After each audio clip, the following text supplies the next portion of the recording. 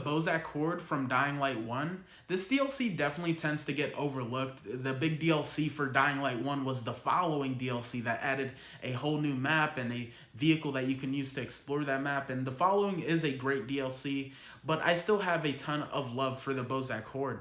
If you haven't played the Bozak DLC, Kyle Crane has a bomb strapped to his ankle and he's forced to do a bunch of challenges in order to win his freedom back. This DLC was incredibly difficult when it first came out, especially because we didn't have legend levels at that time.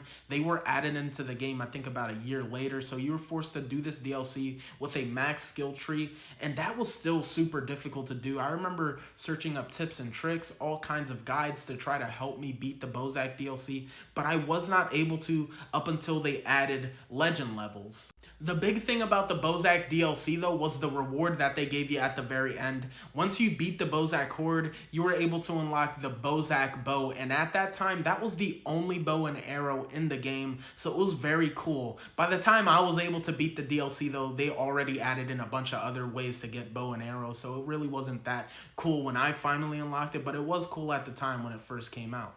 I have a small critique for this DLC though, and it's about that timer that they have going on while you play through the whole DLC. It does not pause after you beat a challenge, and there is a bit of dead time between each challenge. Sometimes it only takes 5 seconds for the next challenge to start. Other times it can take up to 15 seconds, and it can be really annoying to watch that timer go up because you have no control over it. But overall, I still love this DLC. Let me know your thoughts down below if you've played it or if I convinced you to check it out.